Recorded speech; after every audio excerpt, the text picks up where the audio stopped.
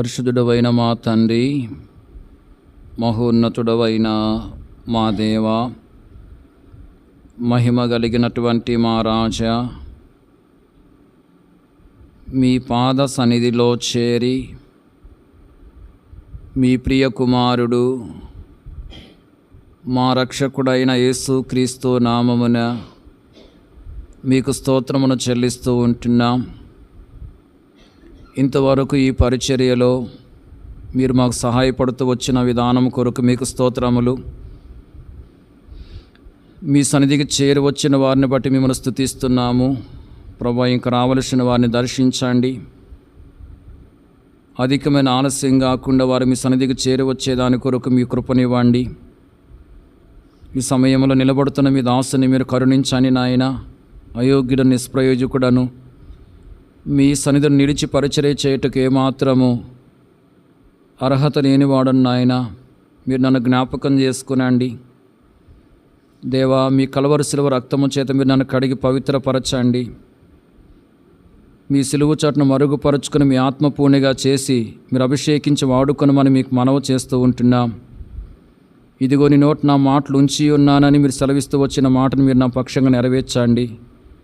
ప్రభా, మీ పరలోకపు సింహాసనం నుండి మీ స్వరాన్ని మాకు వినిపించండి.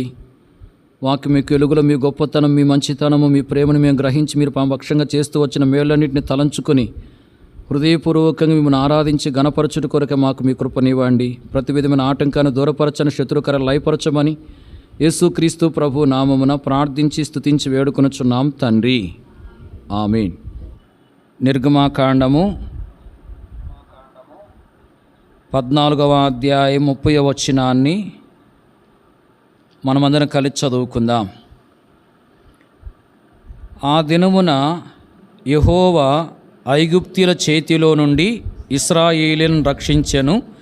ఇశ్రాయేలీయులు చచ్చిన ఐగుప్తీయులను సముద్ర తీరమున చూచిరి. మనం చదువుకుంటూ వచ్చిన ఈ వాక్య భాగములో చేతిలో నుండి అనే మాటను మనము గమనిస్తూ ఉంటున్నాం. ఈ వచనములో చేతిలో నుండి అనే మాట వ్రాయబడి ఉంది. ఈ సమయంలో చేతిలో నుండి అనే ఈ మాటను ఆధారం చేసుకుని మనము వాక్యాన్ని ధ్యానం చేద్దాం. పరిశుద్ధ గ్రంథంలో నుండి 3 విషయాలను మనం చూద్దాం. మొదటిగా నిర్గమాకాండము 14వ అధ్యాయము 30వ వచనములో చేతిలో నుండి అనే మాట వ్రాయబడ్డట్లుగా మనము గమనిస్తూ ఉంటున్నాం. ఈ వచనములో ఇశ్రాయేలీయులను గురించి మనం చూస్తూ ఉంటున్నాం. దేవుడు ఇశ్రాయేలీయులను ఐగుప్తు దేశములో నుండి బయటకు రప్పించినట్లుగా వాక్యములో వ్రాయబడి ఉంది. ఇశ్రాయేలీయులు ఐగుప్తు దేశములో దాసులుగా ఉన్నారు. దేవుడు వారిని ఆ దాసత్వం నుంచి విడిపించేదాని కొరకై మోషేను పంపుతూ వచ్చాడు. మోషే ద్వారా ఎన్నో గొప్ప కార్యాలను జరిగించి ఇశ్రాయేలీలను ఆ దాసత్వం నుండి విడిపించినట్లుగా వాక్యములో మనము గమనించవచ్చు. ఈ లోకంలో జీవిస్తున్న మనుషులను గురించి వాక్యం ఏం సెలవిస్తుంది అంటే, పాపము చేయు ప్రతివాడు పాపమునకు దాసుడు అని వాక్యములో వ్రాయబడి ఉంది. ఇశ్రాయేలీయులు ఐగుప్తు దేశములో దాసులుగా ఉన్నారు. అలాగే లోకంలో ఉన్న మానవులందరూ కూడా దాసులుగా ఉన్నారు దేనికి దాసులుగా ఉన్నారంటే పాపానికి దాసులుగా ఉన్నారు. పాపము చేయి ప్రతివాడు పాపమునకు దాసుడు అని వాక్యములో రాయబడింది.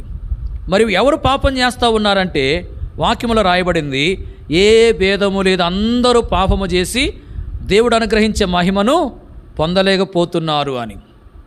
అందరూ పాపం చేస్తూ వచ్చినారు, అందరూ పాపం చేసి ఉన్నారని వాక్యం తెలియపరుస్తూ ఉంది. పాపం చేసిన అందరూ పాపానికి ఏమై ఉన్నారంటే దాసులై ఉన్నారు.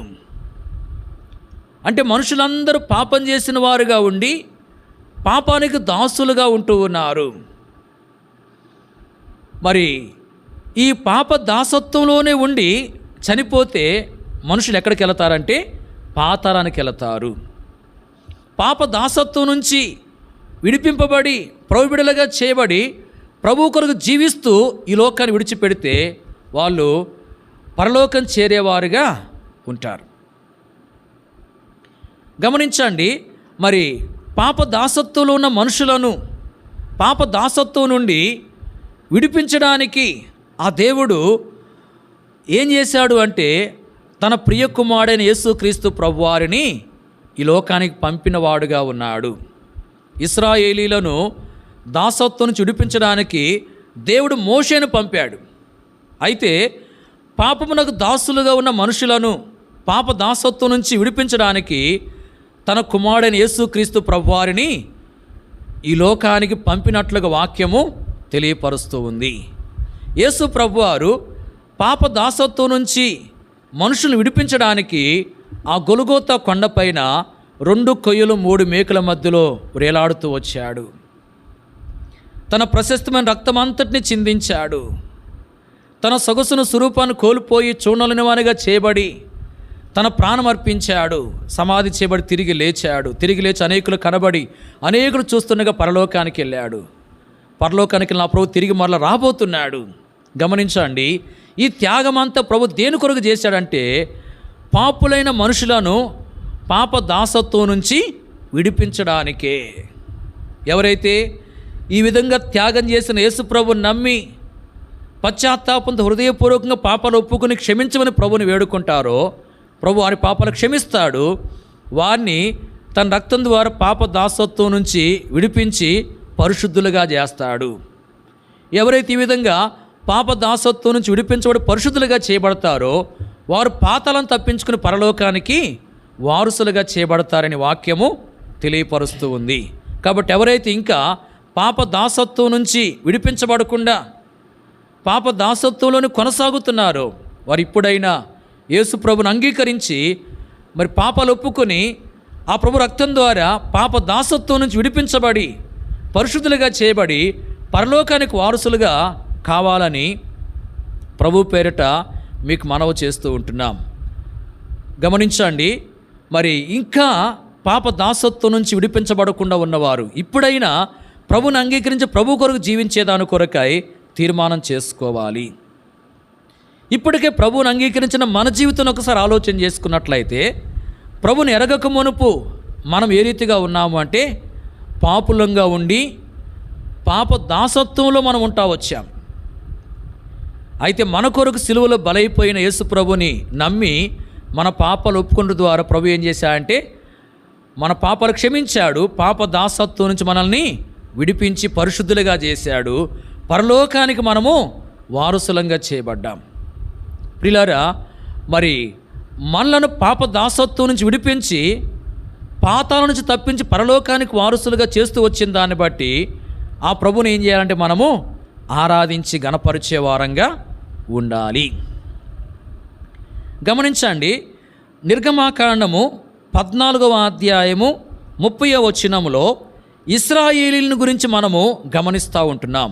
ఇశ్రాయేలీయులు ఎవరు అంటే ఐగుప్తులో నుండి బయటకు రప్పింపబడిన వారు, అంటే దాసత్వం నుండి విడిపింపబడిన వారు. వాళ్ళు ఐగుప్తుల నుంచి బయటకు వచ్చారు. బయటకు వచ్చి కనాను దేశానికి వాళ్ళు ప్రయాణం చేస్తూ ఉన్నారు. మరి వారు ఎర్ర సముద్రం దగ్గరకు వచ్చారు. అప్పుడు ఫరో తన సైన్యముతో కూడా ఇశ్రాయేలీలను మరలా దాసులుగా చేసుకోవాలి అని చెప్పి ఇశ్రాయేలీయులను వెంబడించినట్లుగా మనము గమనిస్తూ ఉంటున్నాం. ఇశ్రాయేలీయులను ఫరో తన సైన్యముతో కూడా వెంబడిస్తూ వచ్చాడు. మరి ఇశ్రాయేలీయులు ముందే వారికి ఎర్ర సముద్రం ఉంది, వెనకేమో ఫరో సైన్యం ఉంది. ఈ పరిస్థితుల్లో ఎంతో వారు భయపడిపోతూ వచ్చారు. వాళ్ళు ఏం చేశారంటే దేవునికి మొరపెట్టారు. వారిలో కొంతమంది సనిగినట్లుగా వాక్యంలో మనం చూస్తున్నాం. అయితే మొరపెట్టారని చెప్పి రాయబడింది. వారి యొక్క మొర దేవుడు విన్నాడని కూడా వాక్యంలో వ్రాయబడింది. విని దేవుడు ఏం చేశాడంటే ఎర్ర సముద్రాన్ని పాయలుగా చేశాడు, దారి ఏర్పాటు చేశాడు, ఇశ్రాయేల్ అందరినీ ఆ ఎర్ర సముద్రం దాటించాడు. ఫరో తన సైన్యంతో కూడా అదే దారిలో గుండా ఇశ్రాయేల్ని వెంబడిస్తూ ఉన్నాడు. గమనించండి, ఇశ్రాయేల్ అందరూ దాటమైపోయింది. మరి అప్పుడు ఎర్ర సముద్రం మరల యథావిధిగా పారినట్టు దేవుడు చేశాడు. ఆ యొక్క మరి ఐగుప్తీయులు అంటే ఫరో సైన్యము ఎంతో కలవరపడతా వచ్చారు. ఇశ్రాయేలు ఎదుటి నుండి పారిపోదాము రండి, యెహోవా వారి పక్షమును మనతో యుద్ధము చేయుచున్నాడని చెప్పి వాళ్ళు చెప్పుకుంటూ వచ్చారు. 25వ వచనములో ఆ మాటలు వ్రాయబడ్డాయి. ఈ విధంగా మరి ఫరో సైన్యాన్ని దేవుడు ఏం చేశాడంటే ఎర్ర సముద్రం ముంచివేశాడు. ఇశ్రాయేల్ అందరినీ సురక్షితంగా ఎర్ర సముద్రాన్ని దాటించాడు. గమనించండి, 30వ వచనంలో మనం చూస్తున్నాం, ఆ దినమున యెహోవా ఐగుప్తీయుల చేతిలో నుండి ఇశ్రాయేలీలను రక్షించెను అనే మాటను గమనించండి. మొదటి మాట ఏంటంటే ఐగుప్తీయుల చేతిలో నుండి. మొదటి మాట ఏంది? ఐగుప్తీయుల చేతిలో నుండి. దేవుడు ఇశ్రాయేలీలను ఐగుప్తీయుల చేతిలో నుండి రక్షించాడు. ఎలాగూ రక్షించాడో మనము వింటూ వచ్చాం. ఇశ్రాయేలీలు మొరపెట్టారు దేవునికి. దేవుడు వారి యొక్క మొరను విని ఇశ్రాయేలు పక్షాన దేవుడు ఉండి ఐగుప్తీయులతో యుద్ధం చేసి ఇశ్రాయేలీలను ఐగుప్తీయుల చేతిలో నుండి రక్షించిన వాడుగా ఉన్నాడు. ఐగుప్తీయుల చేతిలో నుంచి రక్షిస్తూ వచ్చాడు. గమనించండి, ఇక్కడ ఐగుప్తీయుల యొక్క ప్రయత్నం ఏంది అంటే ఇశ్రాయేలీలను మరలా ఐగుప్తుకు తీసుకుపోయి వారిని దాసులుగా చేసుకోవాలని వారు ప్రయత్నం చేస్తూ వచ్చారు. ఆ విధమైన ప్రయత్నం చేస్తూ వచ్చిన ఐగుప్తీయుల చేతిలో నుండి దేవుడు ఇశ్రాయేలుని ఏం చేస్తూ వచ్చాడంటే రక్షించిన వాడుగా ఉన్నాడు. ప్రియులారా, ఇశ్రాయేలీలు అంటే దాసత్వం నుంచి విడిపించబడిన వారు అని మనం వింటూ వచ్చాం. మనం ఎవరమే? మనం కూడా పాప దాసత్వం నుంచి విడిపించబడిన వారమే. మరి విడిపించబడిన ఇశ్రాయేలీలను మరలా దాసులుగా చేసుకోవడానికి ఐగుప్తీయులు ప్రయత్నించారు. అయితే దేవుడు ఏం చేశాడు? ఇశ్రాయేల్ పక్షాన యుద్ధం చేసి ఐగుప్తుల చేతుల నుండి ఇశ్రాయేలీయుల్ని రక్షించాడు. అలాగే మన జీవితంలో మరి శత్రు సమూహము అంటే అపవాది యొక్క సమూహము ఏం చేస్తుంది అంటే మనల్ని మరలా పాపానికి దాసులుగా చేయడానికి ప్రయత్నిస్తుంది. గమనించండి, ఐగుప్తీయులు ఇశ్రాయేలును దాసులుగా చేసుకుని ప్రయత్నించినట్లుగానే అపవాది యొక్క సమూహము దాసత్వం నుంచి విడిపించబడినటువంటి మనల్ని మరలా పాపానికి దాసులుగా చేయడానికి ప్రయత్నం చేస్తూ ఉంటుంది. మనం ప్రభు మీద ఆధారపడితే, ప్రభుని ఆశ్రయిస్తే ప్రభు ఏం చేస్తాడంటే మన పక్షాన ఆ శత్రు సమూహంతో యుద్ధం చేసి మనల్ని ఆ శత్రు సమూహం యొక్క చేతిలో నుండి రక్షిస్తాడు. ప్రియులారా, గడిచిన కాలంలో మరి ఈ శత్రు సమూహము మనపై మరి దాడి చేస్తూ వచ్చింది. మనల్ని మరలా పాపానికి దాసులుగా చేయాలని ఎంతగానో ఈ యొక్క అపవాది యొక్క సమూహము ప్రయత్నించిన సందర్భాలు ఉంటా ఉన్నాయి. అయితే మనం ప్రభువుని ప్రార్థించడం ద్వారా, అలాగే మన కొరకు అనేకులు ప్రార్థించటను బట్టి ఆ ప్రభు ఏం చేశాడంటే మన పక్షాన ఆ శత్రు సమూహంతో పోరాడి మనల్ని ఆ శత్రు సమూహం యొక్క చేతిలో నుండి రక్షించిన వాడుగా ఉన్నాడు. కాబట్టి మనం ఏం చేయాలంటే ప్రభువును ఆరాధించాలి. ఐగుప్తుల చేతిలో నుండి ఇశ్రాయేలీయులను దేవుడు రక్షించాడు. అప్పుడు వాళ్ళు ఏం చేస్తూ వచ్చారంటే ఒక కీర్తన ద్వారా దేవుణ్ణి గణపరిచినట్లుగా మనము నిర్గమాకాండం 15వ అధ్యాయము 1వ వచనంలో చూస్తూ ఉంటున్నాం. ప్రియులారా, మన ప్రభు మనల్ని కూడా మరి అపవాది యొక్క సమూహము నుండి, అనగా శత్రు సమూహము నుండి, శత్రు సమూహం యొక్క చేతిలో నుండి రక్షిస్తూ వచ్చాడు. కాబట్టి మనం ఏం చేయాలంటే ప్రభువును ఆరాధించి గణపరిచే వారంగా ఉండాలి. గమనించండి, ఇశ్రాయేలీలను ఐగుప్తుల చేతిలో నుండి దేవుడు ఏం చేశాడంటే రక్షించాడు. అలాగే మనల్ని కూడా మరి శత్రు సమూహం యొక్క చేతిలో నుండి ఆయన రక్షిస్తూ ఉన్నాడు. దాన్ని బట్టి మనం ప్రభువును ఆరాధించాలి. రెండో విషయాన్ని మనం చూద్దాం. చూడండి, సమూయేలు 2వ గ్రంథము 22వ అధ్యాయం 1వ వచనం. సమూయేలు 2వ గ్రంథం 22 1వ వచనం.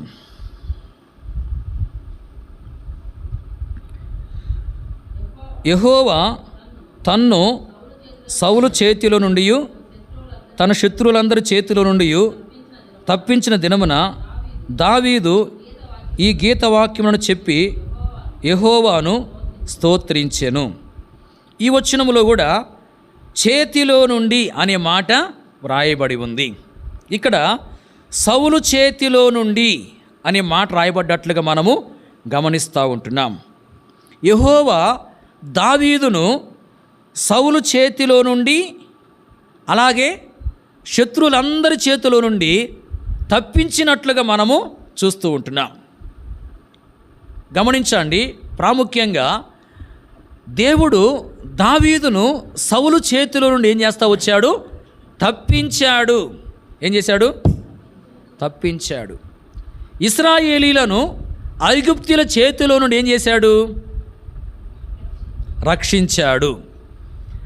దావీదునేమో సౌలు చేతిలో నుండి తప్పించిన వాడుగా ఉన్నాడు. గమనించండి, దావీదు విషయమై దేవుడు మరి కొన్ని ఉద్దేశాలను కలిగి ఉన్నాడు. దావీదు విషయమై దేవునికి మరి కొన్ని ఉద్దేశాలు ఉన్నాయి. దావీదు ద్వారా కొన్ని కార్యాలు జరిగించాలని చెప్పి దేవుడు ఉద్దేశం కలిగిన వాడుగా ఉన్నాడు.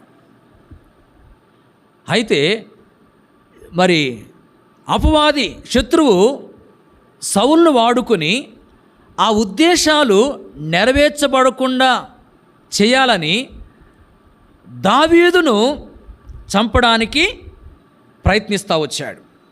గమనించండి, సౌలు దావీదును చంపడానికి ఏం చేశాడు? ప్రయత్నించాడు. దీని వెనక అపవాది యొక్క మరి ప్రణాళిక ఉంది. దావీదు విషయమై దేవుడు ఏమైతే ఉద్దేశించాడో ఆ ఉద్దేశాలు నెరవేర్చబడకుండా ఉండాలని అపవాది మరి సౌలును వాడుకొని దావీదు మరి భూమి మీద ఉండకుండా చేయాలని ఆ విధంగా మరి అపవాది ప్రయత్నిస్తూ వచ్చాడు. అయితే దేవుడు ఏం చేశాడంటే సౌలు చేతిలోని దావీదును తప్పించి దావీదు విషయంలో దావీదు ద్వారా తన ఉద్దేశాలన్నింటిని దేవుడు ఏం చేశాడంటే నెరవేర్చుకుంటూ వచ్చాడు. దావీదు విషయమై దేవుడు ఎలాంటి ఉద్దేశాన్ని కలిగి ఉన్నాడో ఆ ఉద్దేశాలన్నీ కూడా నెరవేర్చుకుంటూ వచ్చాడు. ప్రియులను గమనించండి, ఇక్కడ సౌలు చేతిలో నుండి దేవుడు దావీదును తప్పించినట్లుగా మనము చూస్తూ ఉంటున్నాం. సౌలు యొక్క మరి విధానం ఏంది అంటే, సౌలు దావీదుని ఎందుకు చంపడానికి ప్రయత్నించాడు అంటే మరి అపవాది యొక్క ప్రేరేపణ చేత తన ఆ విధంగా చేసి ఉండొచ్చు. ఎందుకంటే దురాత్మ ఆ వ్యక్తిని పడతా వచ్చింది. అంటే అపవాది మరి దేవుని యొక్క ఉద్దేశాలు నెరవేర్చబడకుండా చేయడానికి సౌలును వాడుకుంటా వచ్చాడు. అయితే దేవుడు సౌలు చేతి నుంచి దావీదును తప్పించాడు. తప్పించబడిన దినమును దావీదు ఏం చేశాడంటే దేవుణ్ణి ఒక పాట ద్వారా స్తుతించిన వాడుగా ఉన్నాడు. ప్రియులారా, మన విషయంలో కూడా దేవుడు మరి కొన్ని ఉద్దేశాలను కలిగి ఉన్నాడు. ఆయన ఏమైతే మన విషయమే ఉద్దేశించాడో ఆ ఉద్దేశాలన్నీ కూడా మరి నెరవేర్చుకోవాలని చెప్పి దేవుడు ఇష్టపడతా ఉన్నాడు. కానీ శత్రు సమూహం అంటే అపవాది యొక్క సమూహం ఏం చేస్తుంది అంటే మరి మన విషయమై దేవుని యొక్క ఉద్దేశాలు ఏవైతే ఉన్నాయో అవి నెరవేర్చబడకుండా ఉండాలని మరి ఎన్నో రకాలుగా మన జీవితాన్ని నష్టపరచడానికి ప్రయత్నం చేస్తూ ఉంటుంది ఆ యొక్క శత్రు సమూహము. అయితే మనము దేవుని మీద ఆధారపడితే, దేవుని ఆశ్రయిస్తే దేవుడు ఏం చేస్తా అంటే మరి సౌలు చేతిలోంచి దావీదును తప్పించినట్లుగా ఆ అపవాది యొక్క సమూహం యొక్క చేతిలోంచి మనం తప్పించి మన విషయమై ఆయన ఏమైతే ఉద్దేశించాడో ఆ ఉద్దేశాలన్నీ కూడా నెరవేర్చుకుంటాడు. గమనించండి, దావీదు విషయంలో మనం ఏం చూస్తున్నామంటే సౌలు చేతిలో నుంచి దేవుడు దావీదుని ఏం చేశాడంటే తప్పిస్తూ వచ్చాడు. దావీదు దేవుని మీద ఆధారపడతా వచ్చాడు కాబట్టి, దేవుణ్ణి ఆశ్రయించినటువంటి అనుభవాన్ని కలిగి ఉన్నాడు కాబట్టి దేవుడు ఆ విధంగా కార్యం చేశాడు. దావీదు విషయంలో దేవుడు ఎలాంటి వాడుగా ఉన్నాడు అంటే మనం గమనించవచ్చు. ఈ యొక్క మరి 22వ అధ్యాయంలో 3వ వచనంలో ఏం రాయబడిందంటే దేవుని గురించి ఆశ్రయ స్థానము అనే మాట రాయబడింది. ఏ మాట రాయబడింది? ఆశ్రయ స్థానము. అలాగే 32వ వచనంలో ఆశ్రయ దుర్గము అని చెప్పి రాయబడింది. దేవుడు దావీదునకు ఎలా ఉన్నాడు? ఆశ్రయ స్థానముగా ఉన్నాడు. అలాగే దావీదునకు దేవుడు ఆశ్రయ దుర్గముగా ఉన్నాడు. అంటే దేవుడు ఆశ్రయముగా ఉండి సౌలు చేతిలో నుంచి దావీదును తప్పిస్తూ వచ్చాడు.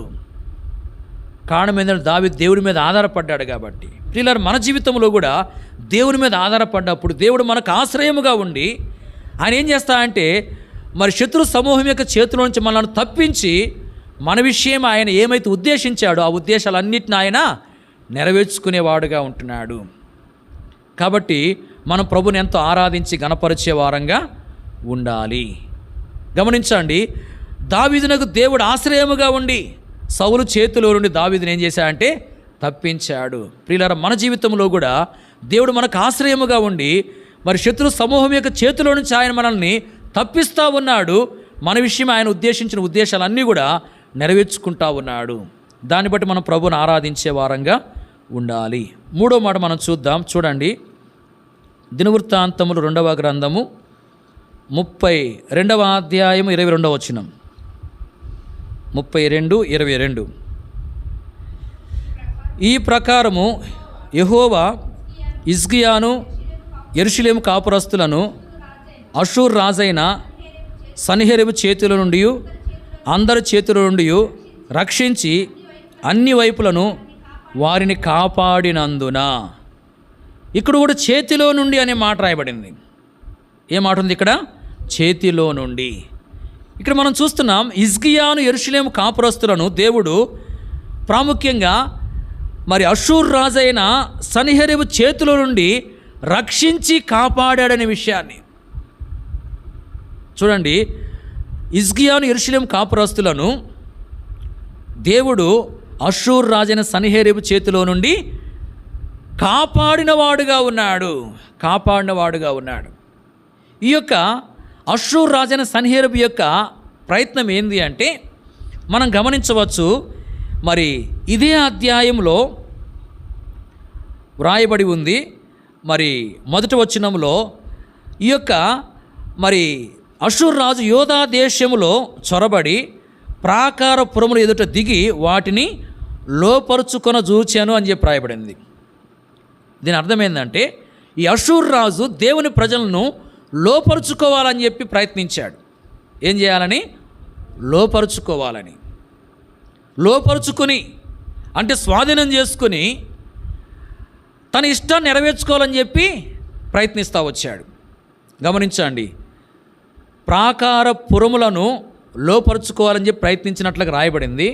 అంటే దేవుని ప్రజలను లోపరుచుకుని స్వాధీనం చేసుకుని తన యొక్క ఇష్టాన్ని నెరవేర్చుకోవడానికి తను ప్రయత్నిస్తూ వచ్చాడు. మరి ఇలాంటి పరిస్థితుల్లో హిజ్కియా అలాగే యెరూషలేము కాపురస్తులు ఏం చేశారంటే దేవునికి మొరపెట్టారు, ప్రార్థన చేస్తూ వచ్చారు. దేవుడు అద్భుతంగా వారికి సహాయకుడుగా నిలబడ్డాడు. మన వాక్యంలో చూడవచ్చు. మరి 7వ వచనంలో 8వ వచనంలో కూడా ఏం రాయబడిందంటే హిజ్కియా అంటున్నాడు, మరి వారికంటే మనకు ఎక్కువైన సహాయం కలదు అని. అంతేకాదు మనకు సహాయం చేయుటకు మన దేవుడు మనకు తోడుగా ఉన్నాడని చెప్పి హిజ్కియా అంటా వచ్చాడు. అంటే దేవుడు మరి హిజ్కియాకు యెరూషలేము కాపురస్తులకు సహాయకుడుగా ఉన్నాడు. సహాయకుడుగా ఉండి ఏం చేశాడంటే అక్కడ కార్యం చేశాడు. ఎట్లా కార్యం చేశాడంటే తన దూతను పంపించాడు. ఆ దూత మరి శత్రు సైన్యములో ఉన్న 185,000 మందిని హతము చేస్తూ వచ్చాడు. అప్పుడు అష్షూరు రాజు సిగ్గునొందిన వాడై తన సైన్యములు అంతమంది చనిపోయేసరికి సిగ్గునొందిన వాడై తన దేశానికి వెళ్ళిపోయాడు. ఈ విధంగా దేవుడు హిజ్కియాను యెరూషలేము కాపురస్తులను మరి అష్షూరు రాజైన సన్హెరీబు చేతిలో నుండి రక్షించి కాపాడుతూ వచ్చినట్లుగా వాక్యములు మనము గమనిస్తూ ఉంటున్నాం. అప్పుడు యెరూషలేము కాపురస్తులు ఏం చేస్తూ వచ్చారంటే యెరూషలేములో యెహోవాకు అర్పణలు తెచ్చినట్లుగా వాక్యములో వ్రాయబడి ఉంది. గమనించండి, దేవుడు యెరూషలేము కాపురస్తులకు సహాయకుడై వారిని అష్షూరు రాజైన సన్హెరీబు చేతిలో నుండి కాపాడుతూ వచ్చాడు. ప్రియులారా, మరి మన జీవితంలో కూడా అపవాది యొక్క సమూహం అంటే శత్రు సమూహము మనల్ని లోపరుచుకొని మనను స్వాధీనం చేసుకుని తన ఇష్టాన్ని నెరవేర్చుకోవడానికి తనకిష్టమైనట్లుగా మనల్ని వాడుకోవడానికి ఆయా సమయాలు ప్రయత్నించేవాడుగా ఉంటున్నాడు. అలాంటప్పుడు మనం ప్రభు మీద ఆధారపడితే, ప్రభుని ఆశ్రయిస్తే ప్రభు మనకు సహాయకుడిగా నిలబడి ఆయన ఈ శత్రు సమూహం యొక్క చేతిలో నుంచి మనల్ని ఏం చేస్తాడంటే కాపాడుతాడు. గడిచిన కాలంలో మరి ఇలాగనే శత్రు సమూహము మనపై దాడి చేస్తూ వచ్చింది. మనం లోపరుచుకుని మరి తన ఇష్టము చొప్పున మనల్ని వాడుకోవడానికి ఆ అపవాది యొక్క సమూహం ప్రయత్నిస్తూ వచ్చినప్పుడు ప్రియులారా, మరి మనం ప్రార్థన చేస్తూ వచ్చాం. మన కొరకు అనేకులు ప్రార్థన చేస్తున్నారు. దాన్ని బట్టి ఆ ప్రభువు మనకు సహాయకుడై ఏం చేస్తూ వచ్చాయంటే మనల్ని ఆ శత్రు సమూహం యొక్క చేతిలో నుంచి కాపాడినవాడుగా ఉన్నాడు.